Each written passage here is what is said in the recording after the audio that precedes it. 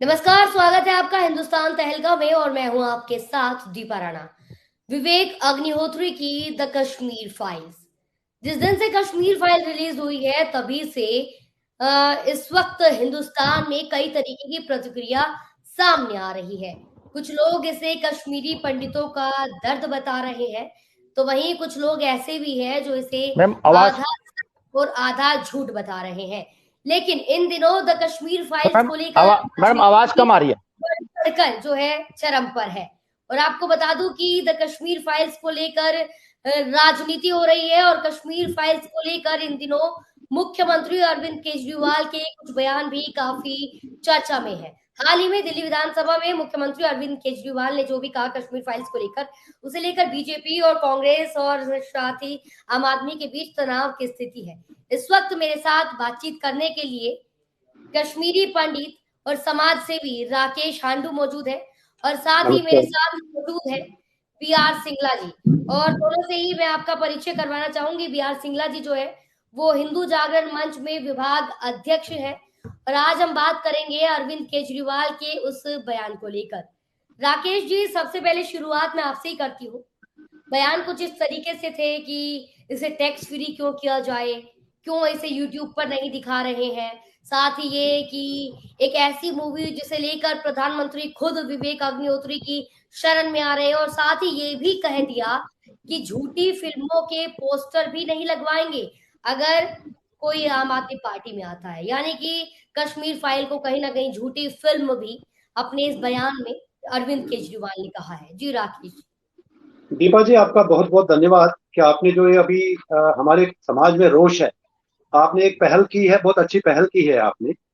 मैं इस वीडियो के माध्यम से अरविंद केजरीवाल से एक सवाल पूछना चाहता हूँ। जब वो हमारे टैक्स पेयर्स का करोड़ों अरबों रुपया प्रचार और प्रसारण में अपने आप को, अपनी पार्टी को एडवर्टाइज करने में लगा रहे हैं, वो कहते हैं ना कि जब आप किसी के ऊपर उंगली उठाती हो तो चार उंगलियां आपकी तरफ भी उठती हैं। तो ये अरविंद केजरीवाल जी ये बता दे कि आप जो टैक्स पेयर्स का करोड़ों रुपया विज्ञापनों पे लगा रहे हो, आप दिल्ली में चलिए, कोई भी आप बस स्टैंड देख लीजिए, वहां पे बड़ी बड़ी होर्डिंगें लगी हैं। तो क्या केजरीवाल जी ये खुद इस चीज को क्यों नहीं अपनाते हैं कि वो खुद ये जो प्रचार अपनी पार्टी का करते हैं, चाहे पंजाब में कर रहे हैं, चाहे गोवा में कर रहे हैं, या दिल्ली के इलेक्शन में कर रहे हैं। तो केजरीवाल जी पहले, सबसे पहले तो ये घर से शुरू करे ना, वो यूट्यूब को यूज करे ना। हमारे टैक्स पेयर्स का पैसा क्यों वो वेस्ट कर रहे हैं। दूसरी बात, अरविंद केजरीवाल जी आवाम को, पब्लिक को, दिल्ली की पब्लिक को भी ये जरा जवाब दे दे कि जो ये इनके साथ में सवाल उठाए जा रहे हैं कि इनके खालिस्तानी कनेक्शन क्या है, उसके ऊपर जरा मैं आम आदमी पार्टी से आपके माध्यम से ये सवाल पूछना चाहता हूं कि वो इस चीज के बारे में भी जरा सामने आए। तीसरी चीज, जहां तक अरविंद केजरीवाल जी बोल रहे हैं कि वो मोदी की हेट के साथ साथ कश्मीरी पंडितों के जख्मों के ऊपर आज नमक छेड़ रहे हैं, शर्म आनी चाहिए ऐसे नेता को कि जो हमारे जो लोग शहीद हुए हैं उनकी आत्माएं देख रही हैं उनकी ओर आज, और उनके पार्लियामेंट जो असेंबली में कल ये जो नाच नगमा हो रहा था, शर्म आई है, मुझे आंखें झुक गई है मेरी कि उसके पीछे हमारे कुछ बीजेपी, सॉरी, आम आदमी पार्टी के लोग हंस रहे हैं, हमारे शहीदों के ऊपर हंस रहे हैं। जी इससे ज्यादा मेहनत नहीं होनी चाहिए। और मैं अरविंद केजरीवाल जी को आपके माध्यम से अपील करना चाहूंगा, उनको बड़ी जल्दी की हुई है कि वो दिल्ली में इलेक्शन करवाएं। जिस दिन जी कश्मीरी पंडित, इनको याद नहीं है, कश्मीरी पंडितों ने आज जब ये ठान लिया, ठीक है हमारे पास में एक वोट बैंक नहीं है, हमारे पास एक न्यूसेंस वैल्यू नहीं है, हम एक कश्मीरी पंडित है, ब्राह्मण समाज है, धार्मिक लोग हैं, हमारी जो शाख कांग्रेस को लग गई है उससे हम इनको शाख देते हैं कि ये नेस्त नाबूद हो जाएंगे। मैं पंजाब के लोगों को भी आगाह करना चाहता हूँ। जी अरे क्या हो गया। सिंगला जी, मैं आपके पास आऊंगी। बी.आर. सिंगला जी, आपसे जानूंगी कि अरविंद केजरीवाल के बयान पर जो इस वक्त राजनीति छिड़ी हुई है, उनके इस बयान को आप क्या कहना चाहेंगे उनके इस बयान पर? धन्यवाद मैम।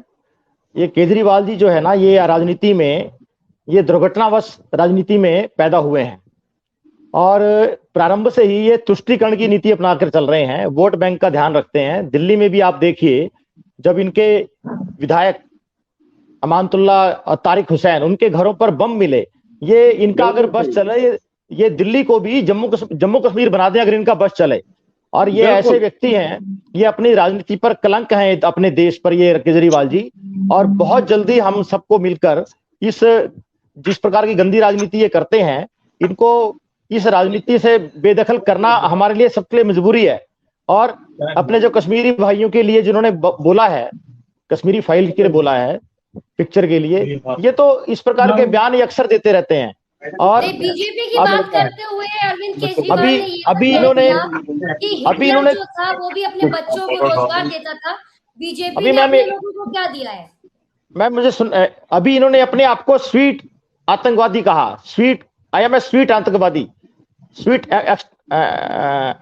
एक्सट्रीमिस्ट।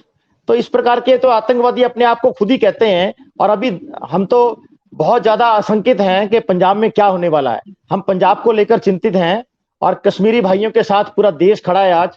विवेक अग्निहोत्री जी को बहुत बहुत साधुवाद, बधाई कि उन्होंने इतनी हिम्मत करके इस विषय को उठाया है और देश में एक जो जागरूकता पैदा हुई है 100 करोड़ लोगों को जगाने का जो विषय है, उसमें वो सफल हो रहे हैं। और हम सबको ये अब इस वक्त लोहा गर्म है, अपने हिंदू भाइयों को समझना होगा। और अगर अब भी हम लोग नहीं चेते तो फिर ये देर हो जाएगी।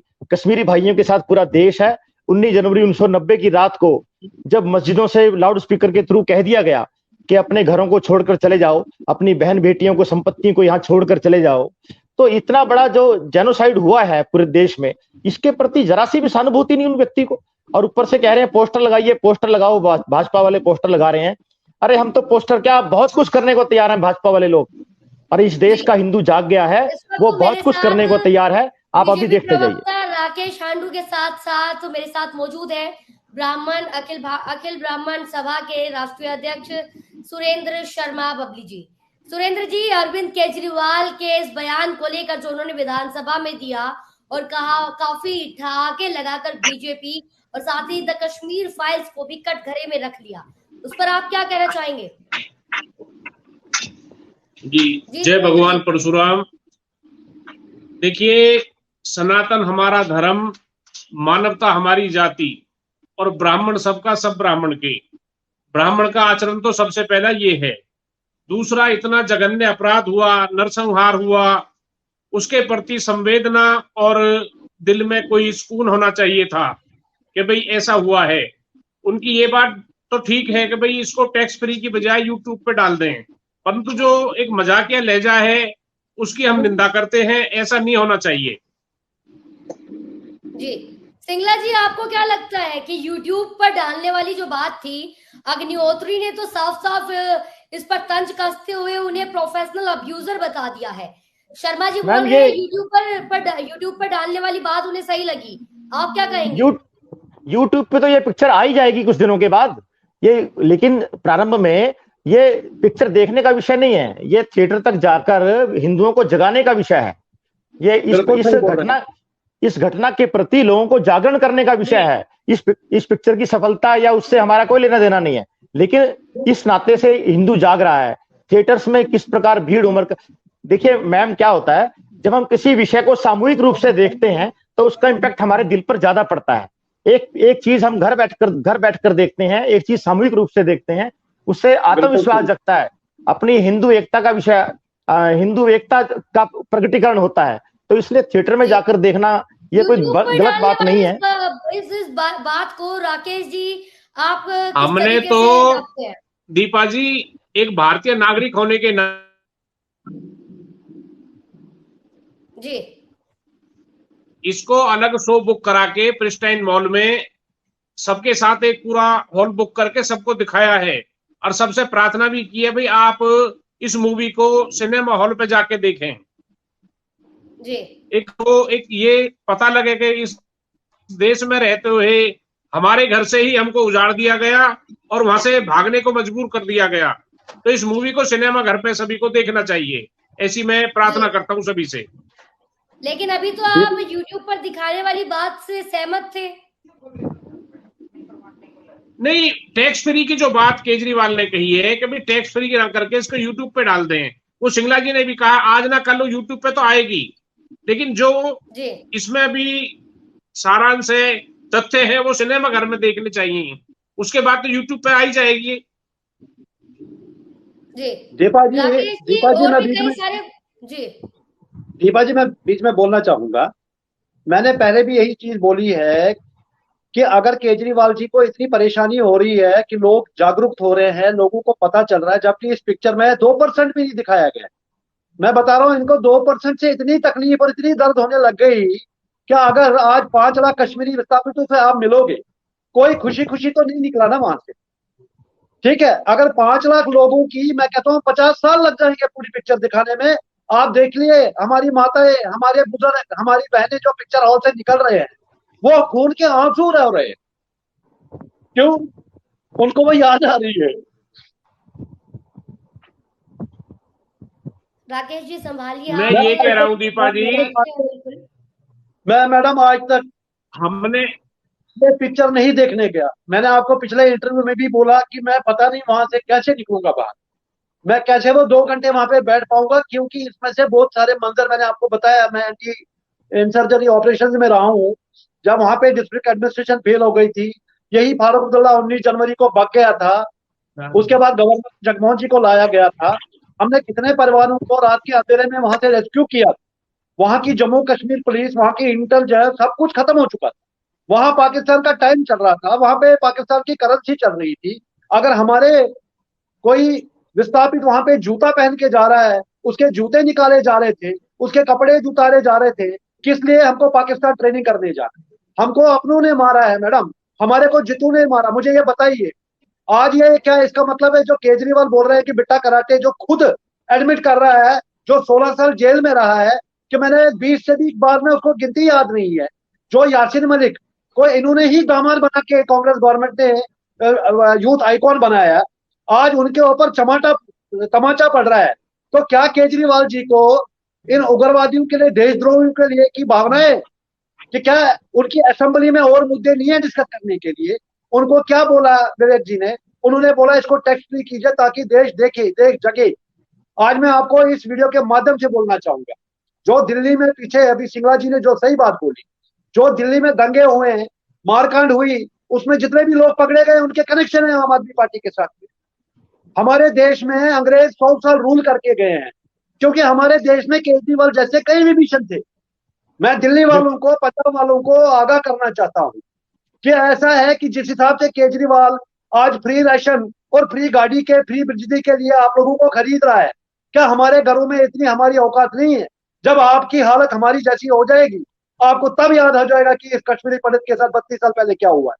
जब यही केजरीवाल घर से बेघर हो जाएगा और इसके पीछे जो चुटकियां भर रहे हैं, पीछे हंस रहे हैं हमारे शहीदों की लाशों के ऊपर, लानत है ऐसे नेता को। जी राकेश जी, कई लोग ये भी कह रहे हैं कि ये पूरा का पूरा हिंदू मुस्लिम के ऊपर राजनीति इस पिक्चर के तहत बीजेपी कर रही है। सिंगला जी, मैं जब इस ये सवाल को लेकर आपके पास मैम आऊंगी। सिंगला जी, मैम सिंगला जी, जब इतना मैं बोलना चाहूंगा। एक मुझे मिनट, बताइए, अभी जब वहां इतना से बड़ा कश्मीरी मुसलमान जिन्होंने अपनी आंख देखी, आज वो भी सोशल मीडिया के सामने आ रहे हैं। कल मैं एक इंटरव्यू देख रहा था, जो एक सरेंडर्ड मिलिटेंट है, उसने कल बोला कि हम उस टाइम पे भटक गए थे। उसने कल यहां तक बोल दिया, मैं 2 कमरे में रहता हूं। मैं कश्मीरी भाइयों से रिक्वेस्ट करता हूं, कल गुलाम नबी आजाद ने बोला 6600 साल पहले हम कश्मीरी पंडित थे। ये कहां से पैदा हुए हैं? कौन सी नफरत की बात कर रहे हैं ये लोग? आप बताइए, देश में आज 200 करोड़ का खुद ही बोल रहे हैं ये लोग कि 200 करोड़ रुपए का धंधा हुआ है। आज बताइए कौन सी बॉलीवुड हॉलीवुड पिक्चर आई है? लोग जा रहे हैं, लोग देख रहे हैं, ये एक हिस्ट्री है। जी ये हमारे सिंगला सामने जी, क्या कुछ लोग होगा? इसे 2024 इलेक्शन का ट्रेलर भी बता रहे हैं। मैम मैडम मैम अभी बताइए। जी सिंगला जब जी, सिंगला जी।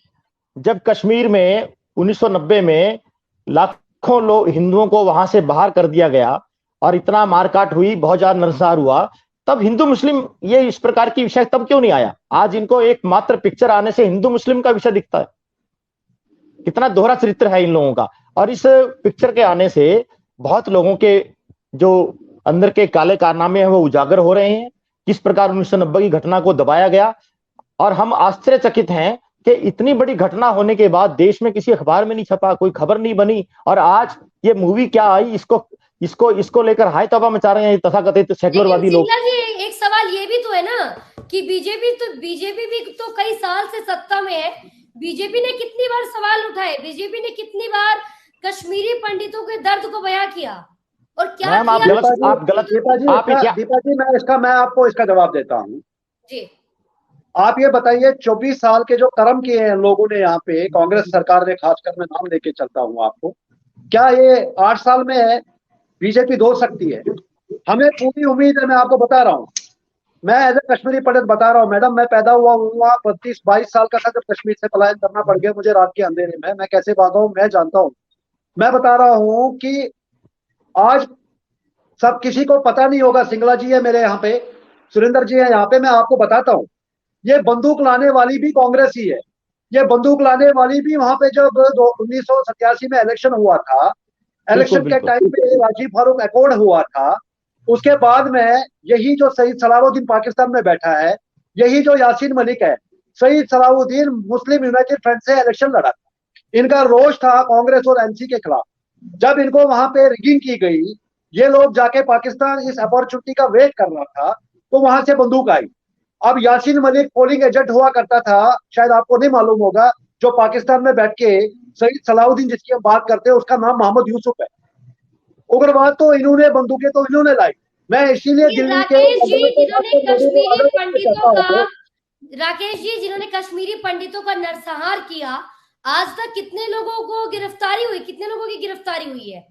मैडम बेटा कराटे को 16 साल के बाद में छोड़ा गया, वो इसलिए कि वहां की सरकार, मैंने पिछले आपके इंटरव्यू में भी बोला है, जब उसका रिलीज किया गया उसको, एनडी वानी वहां के जज थे, उन्होंने लेख पढ़ा है उस टाइम पे, जो जजमेंट दी है उसने बोला इसके ऊपर जो क्राइम, जो इसके ऊपर एफआईआर है, जो भी इसके ऊपर में ये गवर्नमेंट के वकीलों ने जो इसके आगे एविडेंसेस कलेक्ट की हैं, कि अगर वो लोग बहस करें तो इसको फांसी से कम सजा नहीं। आप बताइए क्या कहां थी वो हमारी सरकार जब इसको आज 2007 में छोड़ा गया? आज वो ओपनली, आपने कई इंटरव्यू देखे होंगे, जब उससे आज तक के लोग, कई लोग पहुंचे थे कुछ साल पहले, जब ये दोबारा बीजेपी सरकार आने के बाद में उजागर होने लग गया, तो उसने खुद बोला क्या आपकी देश की सरकार ने मुझे 16 साल के बाद में बेकसूर मान के रिहा कर दिया? इससे बड़ी अंधी सरकार क्या हो सकती है? सुप्रीम कोर्ट 1984 सिख दंगों के लिए तो तैयार बैठी है। ठीक है जी, आपके यूपी में कोई कार्ड होता है हाथरस में, रात को 1 बजे तो वहां पे कोर्ट खुलता है। जो कातिल मीडिया के सामने एक्सेप्ट कर रहा है कि मेरे को याद नहीं है 20 के बाद मैं कितने कश्मीरी पंडितों को मारा, उसके लिए हमारे सुप्रीम कोर्ट ने दरवाजे बंद कर दिए, ये कह के कि ये 27 साल पुराना केस है। हमारे 1984 में सिख दंगा हुआ था जिसको मैं कंडेम करता हूँ, लेकिन उसके लिए अदालतें खुलती है और जो उसमें मुलव्वस थे उनके ऊपर सजा दी जाती है, और जो उसके बाद 5 साल बाद हमारे साथ होता है उसके लिए सुप्रीम कोर्ट, आप इस देश में बोलते हैं ना अंधा कानून, हम तारीख पे तारीख, आपने सनी देओल की पिक्चर देखी होगी, वाकई में वही सीन हो रहे हैं आज की डेट। शर्म आती है मुझे केजरीवाल के ऊपर। राकेश जी एक बार मैं सुरेंद्र जी के पास जाना चाहूंगी। सुरेंद्र जी आप अखिल भारतीय ब्राह्मण सभा के समाज के राष्ट्रीय अध्यक्ष है। कश्मीरी पंडितों को आज द कश्मीर फाइल्स इस मूवी ने सभी के सामने बयां कर दिया है, खोल कर रख दिया है उस दर्द को, उस भाव को, लेकिन ब्राह्मण समाज के राष्ट्रीय अध्यक्ष होने के नाते आपने इन मुद्दों को कितनी बार उठाया? दीपा जी हर साल बीके चौक पे कैंडल मार्च में जाता हूं मैं, राकेश जी होते हैं वहां पे, और जंतर मंतर हम बैठे, माननीय डीसी साहब को काली पट्टियां बांधकर हमने ज्ञापन दिया, आपको मैंने अखबार की कटिंग भी दिखाई। उस समय कोई समर्थन में या हमारे साथ ये नहीं आया भाई इन कश्मीरियों के साथ जुर्म हुआ है। आज एक मूवी के आने से इतनी उत्तेजना लोगों में फैल गई, ये बड़े दुख और शर्म की बात है। कश्मीरी जो फाइल है, माननीय सुप्रीम कोर्ट में हमने कई बार मांग उठाई, भाई असल फाइल को क्यों ना खोला जाए। अब तो निचोड़ की बात यह है, भारत सरकार पैरवी करे और हमारे इन पंडितों को सम्मान के साथ घाटी में स्थापित करे और अमन चैन शांति के लिए इनका संरक्षण करे, ऐसी मैं मांग करता हूं। जी सिंगला जी, द कश्मीर फाइल्स पर राजनीति कब तक चलती रहेगी? आखिर कब कश्मीरी पंडितों को उनके दोबारा घर जो है वो सही सलामत उन्हें उनके घर वापस भेजा जाएगा? कब उन पर से वो रिफ्यूजी का टैग हटवाया जाएगा? आपका माइक म्यूट है सिंगला जी, आपका माइक म्यूट है। जो कश्मीर फाइल आने से जागरण हुआ है हिंदू समाज का और देश को पता चला है इस घटना का, उसके बहुत सुखद परिणाम होने वाले हैं और हमें उम्मीद है बहुत जल्दी के साथ अपने कश्मीरी पंडितों को कश्मीर में स्थापित जल्दी ही किया जाएगा और वहां पर सरकार के द्वारा, प्रशासन के द्वारा काम जारी है, उस पर लगातार जारी है। और अपनी सरकार से हमें पूरी उम्मीद है कि कश्मीरी पंडितों को वहां ससम्मान उनकी जो संपत्ति वहां घर बार जो है उनको सौंपे जाएंगे। और अभी तो वहां मिलिट्री है, लेकिन मिलिट्री ने भी कह दिया है कि कश्मीरी पंडितों के जो घर जिनमें मिलिट्री रहती है वो खाली करने को तैयार है। हमारे कश्मीरी पंडित वहां जाएं, भाई वहां जाएं। और हिंदू जागरण मंच के तरफ से मैं कहना चाहता हूं कि हिंदू समाज में अब कश्मीरी पंडितों के साथ जो अन्याय हुआ, आगे भविष्य में इस प्रकार का अन्याय नरसंहार नहीं होने दिया जाएगा। और अब समाज जागरूक है और हम इस 1990 की घटना की कड़ी निंदा करते हुए मैं बहुत बहुत शुक्रिया आपका सिंगला जी, राकेश जी और सुरेंद्र जी हमारे साथ जुड़ने के लिए। धन्यवाद जी, बहुत बहुत धन्यवाद आपका। बहुत सभी का नमस्कार। तो ये थे हमारे साथ राकेश जी, सुरेंद्र जी और सिंगला जी, जिन्होंने अरविंद केजरीवाल के बयान पर पलटवार किया और बताया और उनकी इसकी घोर निंदा की। और साथ ही ये भी बताया कि कश्मीरी पंडितों के ऊपर जो फिल्म आई है, ये सिर्फ फिल्म नहीं है, ये उस 1990 के उस काली रात का पूरा काला सच है। लेकिन आप सभी ने अरविंद केजरीवाल के इस वायरल बयान को जरूर सुना होगा। अगर नहीं सुना है तो आप हिंदुस्तान तहलका पर जाकर भी, हमारे फेसबुक और यूट्यूब पर जाकर अरविंद केजरीवाल के उस बयान को सुन सकते हैं। और जो दर्शक इस वक्त मुझे देख रहे हैं उन सभी का शुक्रिया अदा करना मैं चाहूंगी कि आप इस वक्त लाइव जुड़े हुए हैं। आप कमेंट करके जरूर हमें बताएं कि अरविंद केजरीवाल के उस बयान को लेकर आप क्या सोचते हैं, आप क्या कहना चाहेंगे। कमेंट करके अपनी राय हमें जरूर दीजिए, क्योंकि आपकी राय हमारे लिए बहुत जरूरी है। फिलहाल के लिए इतना ही, लेकिन तमाम खबरों के लिए इसी तरीके से बने रहिए हिंदुस्तान तहलका के साथ। नमस्कार।